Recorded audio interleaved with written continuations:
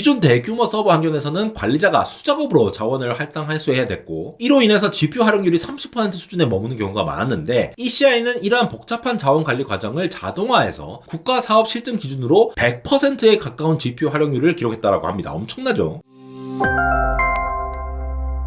네, 여러분 반갑습니다. 에러입니다. AI 이야기를 듣다 보면 항상 AI 모델과 파라미터 이야기가 많이 나오죠. 모델이 얼마나 크냐, 파라미터가 뭐 몇 조개가 되냐, GPU가 어떤 세대냐, 이런 이야기들이 직관적으로 느껴지기 때문입니다. 근데 요즘 현장을 보면은 AI를 배우고 활용하려는 수요는 빠르게 늘어나고 있는데, 이를 뒷받침할 최신 GPU 환경은 이 비용이라든가 운영 부담 때문에 쉽게 갖추기가 어려운 상황인데요. 학교에서의 AI 교육이라든가 국내 연구기관 역시도 같은 고민을 하고 있는데, 실제로 AI를 연구하거나 기업 환경에서 AI를 운영해본 사람들의 이야기를 들어보면 문제는 늘 그 다음 단계에서 터집니다. 이 모델은 준비되어 있는데 돌아가지가 않는다라거나, GPU는 있는데 제대로 묶이지가 않는다거나, 전기와 냉각, 운영 문제 때문에 확장이 멈추는 경우인데요. 이렇게 되다 보니 AI의 한계를 모델 자체에서 찾는 시선도 있지만, 실제로는 AI를 제대로 돌릴 수 있는 인프라와 운영 구조가 더 큰 병목이라는 이야기가 계속 나오고 있는 겁니다. 그래서 최근에는 AI 모델이 얼마나 좋으냐보다 AI를 처음부터 끝까지 실제로 운영할 수 있느냐, 즉 엔드투엔드 AI 클라우드 인프라의 중요성이 더 크게 부각되고 있는데요. 오늘은 이런 조건을 아시아 최초 수랭식 B200 대규모 클러스터 구축으로 실현한 혁신기업 앨리스 클라우드를 중심으로 AI 인프라가 어떤 방향으로 진화하고 있는지를 살펴보려고 합니다. 자, AI 기반의 앱을 만든다거나 다양한 서비스를 개발하는 프로젝트를 한다고 생각해 봅시다. 기본적으로 어떤 걸 만들면 좋을지 생각하는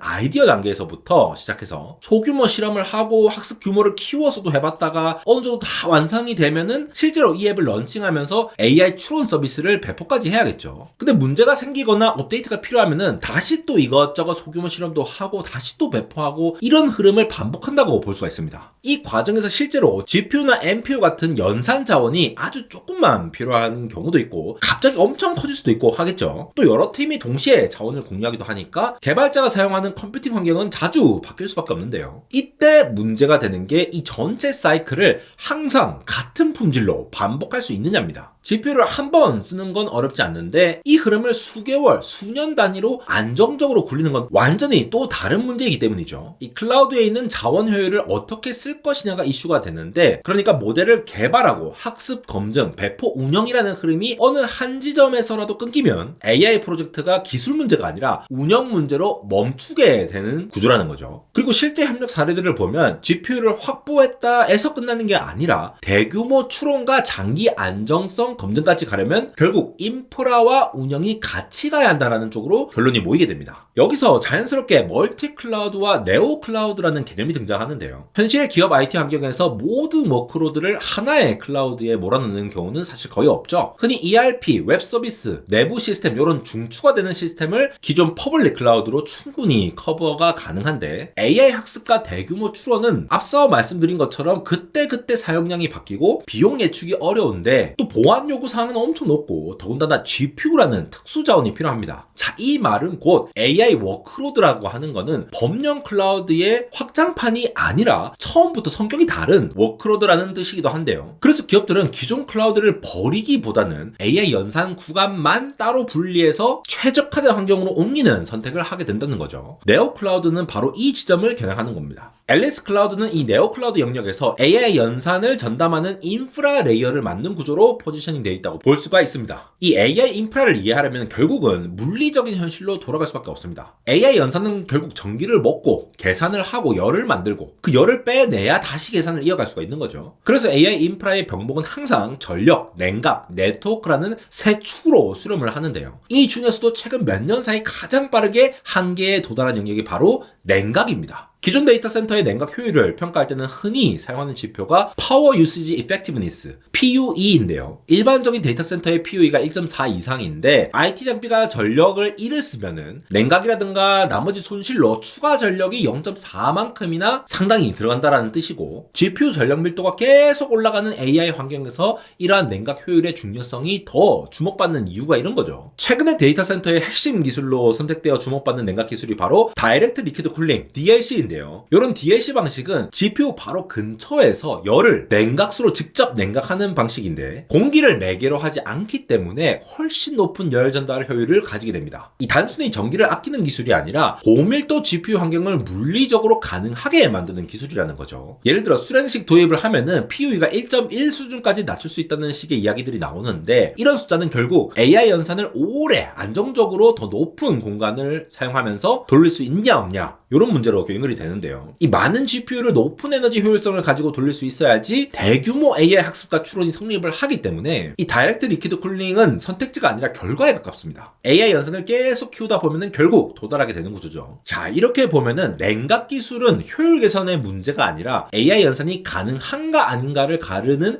물리적 전제 조건이 되는데 특히나 스마트폰에서도 발열이 심하면 스로틀링에 의해서 게임 성능이 떨어지는 것처럼 어떤 냉각 기술을 사용하느냐에 따라 GPU의 성능도 달라지죠. 실제로 엔비디아 H100 GPU에서 실험한 결과 공랭식 대비해서 DLC 방식을 사용하면은 GPU의 피크 성능이 17% 더 나오면서 전력은 16% 적게 소모한다는 결과도 있는데요. 이 엄청난 양의 GPU를 안정적으로 운영해야 하는 데이터 센터의 경우에 냉각 기술은 그야말로 최첨단 핵심 기술이라고 볼 수 있죠. 앨리스 클라우드는 이 물리적 전제를 바탕으로 PMDC 포터블 모듈러 데이터 센터라는 걸 도입하면서 국내외로 상당히 주목을 많이 받았는데요. 중요한 건 AI PMDC가 빠른 구축용 컨테이너 이런 걸로만 보면 안 된다는 점입니다. AI PMDC와 같은 모듈형 효율 구조를 가지기 위해서 앨리스 클라우드는 기존 데이터 센터에서 GPU 운영에 필요 없는 모든 부분들을 과감하게 제거를 했는데요. 궁극적으로 GPU 최대 성능을 끌어내고 효율적으로 운영할 수 있는 필수 요소만 정밀하게 조합해서 하나의 완성된 시스템으로 만드는데 완벽히 성공했다는 게 기술적으로도 매우 큰 의미가 있다는 겁니다. 특히 이 구조는 고밀도 GPU는 물론이거니와 더 높은 컴퓨팅을 커버하기 위해서 수랭식 냉각, AI 네트워크를 처음부터 하나의 시스템으로 보고 처음부터 끝까지 모두 설계했다는 게 굉장히 놀라운 부분인데요. 이게 데이터 센터라는 게 결국은 건물을 지어 올려야 하는 건데 AI PMDC는 데이터 센터를 하나의 거대한 건물로 보지 않고 AI 연산에 필요한 전력, 냉각, 네트워크 이런 것들을 갖춘 모듈 단위로 바라보는 접근입니다. 이 모듈형 구조가 건물 구축이나 기존 건물의 설치를 하는 형태의 인프라 구축보다 훨씬 더 빠른 구축이라는 장점도 당연히 있겠지만 더 중요한 건 앞서 말씀드린 대로 AI 환경의 변동성을 감당할 수 있다는 건데요. 실제로는 몇 년짜리 건물 공사가 아니라 모듈 기반으로 3개월 내 구축 이런 속도감이 나오기 때문에 이 프로젝트 타임라인 관점에서 의미가 달라집니다. 이 GPU 세대는 빠르게 바뀌고 필요한 연산 규모는 계속 달라지면서 실험과 운영이 반복되고 있는데 AI PMDC는 이런 변화에 맞춰서 모듈을 그냥 추가를 하거나 재배치하면서 확장할 수 있는 구조를 지향을 하는 거죠. 그리고 이 구조가 현실성을 가지려면은 고밀도 렉, 다이렉트 리퀴드 쿨링, AI 네트워크까지 처음부터 함께 설계가 되어야 한다는 겁니다. 또 모듈형 컨테이너 기반으로 여러 PMDC 모듈을 연결해서 현재 GPU 2000장의 클러스터링을 완료했고 이제는 1만 장에 가까운 대규모 AI 클러스터로 확장 가능하다는 식의 그림까지 같이 제시가 되는데 이게 단순히 확장 가능이 아니라 초거대 모델 학습이나 엣지 AI 연산 그리고 국산 NPU 테스트베드 같은 다양한 현장 적용까지 겨냥한 구조라는 점이 포인트죠. 이 AI PMDC에서 고밀도 렉을 구축하는 게 단순히 장비를 많이 넣는다라는 의미가 아닌데요. 고밀도 렉은 전력 공급과 분배, 냉각 루프 구성 그리고 무엇보다 네트워크 패브릭 설계까지 포함하는 개념입니다. 특히 최신 GPU 세대 예를 들어 엔비디아 B200 같은 경우에는 카드 자체의 성능보다 그것을 안정적으로 묶어서 돌릴 수 있는 인프라가 더 큰 의미를 가지는데 여러 GPU가 하나의 모델을 학습하거나 추론할 때 이 GPU들을 하나의 거대한 연산 장치처럼 묶어주는 역할을 하는 것이 바로 네트워크이기 때문이죠. 실제로 앨리스 쪽에서 아시아 최초 수랭식 B200 클러스터라는 표현이 나오는 것도 단순히 GPU를 먼저 들여왔다는 의미가 아니라 그 GPU가 요구하는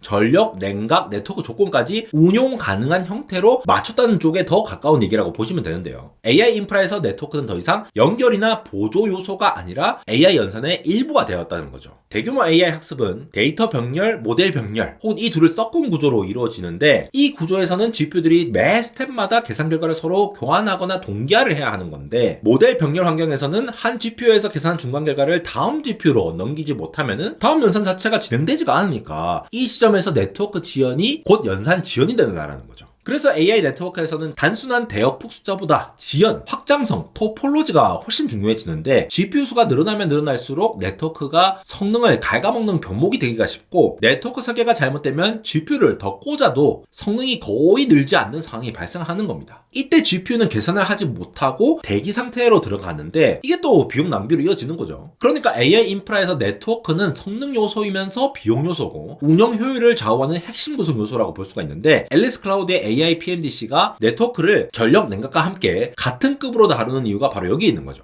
기존 데이터 센터에서는 건물의 설계와 형태가 주어지면은 이에 맞춰서 서버를 배치하고 그 배치된 서버들에 맞추어서 네트워크를 구성하고 할 수밖에 없었죠. 반면에 앨리스의 AI PMDC는 서버와 네트워크 구조를 먼저 설계한 다음에 이에 맞춰서 전력, 냉각 이런 데이터 센터를 구성하는 모듈들을 주변에 배치하는 방식을 적용했는데요. 이런 설계 방식을 사용하면은 서버를 단일층에 수평적으로 배치할 필요가 없어지고 상하 좌우 3D 입체 공간에 배치를 할 수가 있는 거죠. 실제 협력 사례로도 LG AI 연구원의 B200 128장 클러스터링 환경을 제공해서 X41 같은 모델의 추론 성능과 안정성을 검증했다라는 식으로 대규모 GPU를 실제로 묶어서 검증 운영까지 간 흐름이 공개가 되어 있는데 이런 사례는 결국에 네트워크와 운영이 왜 중요한지 설명할 때 훨씬 더 직관적인 근거가 됩니다. 이렇게 하나의 모듈로 컴퓨팅, 냉각, 네트워킹까지 완전히 준비된 물리 인프라 위에서 이 모든 것을 실제로 굴리게 만드는 것이 바로 앨리스 클라우드 인프라스트럭처 ECI라고 볼 수가 있는데요. 여기서 중요한 거는 이 ECI를 단순한 클라우드 관리 도구로 보면 안 된다는 점이죠. ECI가 컴퓨팅, 냉각, 네트워킹 요 하나의 모듈로 완성된 물리 인프라 위에서 고가의 GPU 자원을 극한의 효율로 활용하기 위해서 자체 개발한 가상화 기술인데요. 기존 대규모 서버 환경에서는 관리자가 수작업으로 자원을 할당할수해야 됐고 이로 인해서 GPU 활용률이 30% 수준에 머무는 경우가 많았는데 ECI는 이러한 복잡한 자원 관리 과정을 자동화해서 국가 사업 실증 기준으로 100%에 가까운 GPU 활용률을 기록했다라고 합니다. 엄청나죠? 일반적으로 가상화 기술은 멀티 테넌시와 보안 측면에서 필수적인데 성능 저하가 발생하는 것이 한계로 여겨져 왔죠. ECI는 AI 연산에 직접 관여하는 GPU라든가 네트워크 스토리지 전반에 정밀하게 설계 검증함으로써 가상화 미조명 환경 대비해서 성능 하락을 1% 미만으로 유지합니다. 이처럼 ECI는 단순한 클라우드 관리 도구를 넘어서 핵심 가상화 기술의 국산화를 통해서 하드웨어의 잠재력을 최대한 끌어낸 검증된 고성능 AI 전용 IaaS 플랫폼인 거죠. AI 워크로드에서는 얼마나 빠르냐만큼이나 얼마나 안정적으로 오래 돌릴 수 있느냐가 또 굉장히 중요한 요소가 됩니다. AI 모델 학습이나 대규모 추론은 짧게 끝나는 작업이 아니고 GPU 클러스터는 장시간 연속으로 돌아가는 경우가 대부분이죠. 이때 한 번 장애가 발생하면 단순히 잠깐 멈추는 문제가 아니라 학습 자체를 다시 시작해야 하거나 서비스 전체가 영향을 받는 상황으로 이어질 수 있기 때문에 ECI는 성능 이전에 운영 안정성을 전제로 설계된 구조라고 볼 수가 있습니다. 일반적인 IaaS 환경을 떠올려 보면 대부분 CPU 중심 워크로드와 범용 VM 관리를 전제로 설계가 되어 있는데요. 이 VM 몇 개가 돌아가고 있는지, CPU 사용률이 어떤지, 뭐 또 메모리 사용량이 어떤지 이런 거를 기준으로 관리하는 구조죠. 그런데 AI 환경에서는 이런 방식이 그대로 통하지는 않습니다. GPU와 NPU를 사용한 대규모 병렬 연산, 그리고 동일한 작업이 반복적으로 실행되는 AI 워크로드 특성상 단순히 VM 단위로 자원을 관리하는 것만으로는 이 성능과 비용을 동시에 잡기가 어렵기 때문이죠. 그래서 ECI에서 말하는 범용 VM 관리가 아니다라는 표현은 단순히 관리 방식이 다르다라는 의미가 아니라 관리의 기준 자체가 다르다라는 뜻에 가깝죠. VM 개수나 CPU 사용률을 보는 관리가 아니라 AI 작업 단위로 자원을 배치하고 해소하면서 성능과 비용을 함께 관리하는 구조라는 거죠. 이 방식에서는 어떤 작업이 언제 GPU를 쓰고 언제 자원이 회수되는지가 중요해지고 그 결과로 비용 효율이나 리소스 관리가 잘 된다는 이야기가 나오게 됩니다. 이 구조가 실제 운영 환경에서 의미를 가지려면 단순한 개념 설명에 그치지 않고 실제 기능으로 이어져야 합니다. 그래서 ECI에서는 GPU와 NPU를 포함한 자원의 자동 할당과 스케줄링 기능이 결합되고 API 기반으로 인프라를 제어할 수 있는 구조가 같이 들어가는데요. 여기에 리소스 모니터링 대시보드가 더해지면서 단순히 지원한다라는 말이 아니라 실제로 운영자가 보고 조정하고 통제할 수 있는 환경이 만들어지는 거죠. 또 하나 중요한 포인트는 이 플랫폼이 AI 전용이라는 말이 실제로 설득력을 가지려면은 결국 어디까지 지원하느냐의 문제로 이어진다는 점인데요. ECI는 A100, H100, B200 같은 최신 엔비디아 GPU 환경뿐만 아니라 국산 NPU 환경까지 지원 범위를 넓혀오면서 특정 하드웨어에 종속되지 않고 AI 워크로드를 운영할 수 있는 구조로 확장되어 왔습니다. 이게 단순히 선택지를 늘렸다는 의미를 넘어서 연구, 검증, 운영까지 하나의 플랫폼 안에서 이어갈 수 있게 만드는 기반을 만드는 있는 의미로 볼 수가 있는데요. 이렇게 정리해보면은 ECI는 단순히 GPU를 빌려주는 클라우드나 기존 IaaS의 변형이 아니라 AI 연산을 장기간 반복적으로 그리고 안정성과 비용을 함께 고려하면서 운영할 수 있도록 설계된 인프라 운영 플랫폼이라고 이해하는 게 자연스럽습니다. 이 위에서야 비로소 장애 관리나 배포 자동화, 보안과 컴플라이언스 그리고 비용 구조 이야기가 의미를 갖게 되는 거죠. 앨리스 클라우드가 엔드투엔드를 지원한다라는 의미는 AI 모델 개발부터 학습, 검증, 배포, 운영 전체 과정을 앨리스 AI 클라우드가 지원하는 것에 그치는 것이 아니라 앞서 설명드린 PMDC와 ECI라는 클라우드 인프라가 합쳐가지고 엔드투엔드로 완성된다라는 거죠. AI 인프라부터 소프트웨어 및 시스템 운영 스택 모든 것, 에너지, AI 칩, 클라우드 인프라, AI 모델, AI 애플리케이션 모든 게 다 통합되는 겁니다. 그래서 이 앨리스 클라우드는 교육뿐 아니라 로보틱스, 의료, 국방, 금융 등 다양한 산업에서 활용되고 있고 최근에는 싱가포르 국방부 산하 벤처기업 부문 캡비스타가 앨리스 클라우드의 AI 특화 클라우드 역량을 높이 평가해서 파트너십을 체결하기도 했다는데요. 데이터 센터 구축부터 클라우드 운영까지 묶어서 접근하고 AI PMDC와 ECI를 결합해서 AI 워크로드 전 과정을 지원하는 형태로 확장해 오면서 아시아 최초 수ren식 엔비디아 B200 클러스터를 실제로 운용 가능한 인프라까지 구축한 건 이런 기술력과 경쟁력을 가지고 있기 때문인 거죠. 국내 대기업과 정부 그리고 싱가포르 국방부까지 앨리스 클라우드를 선택한 이유를 여기서 찾을 수가 있습니다. 이렇게 AI 시대가 되면서 네오 클라우드 기업들이 등장을 하는데 국내에서 앨리스 클라우드와 같이 데이터 센터의 구축부터 실제 AI 서빙까지의 역할을 풀스택으로 준비해서 지원하는 기업이 있다는 게 우리나라 AI 생태계에서도 정말 중요한 부분인데요. AI 인프라 시장 확장과 함께 첨단 기술들이 쏟아지는 지금 우리나라 AI에 응원을 하면서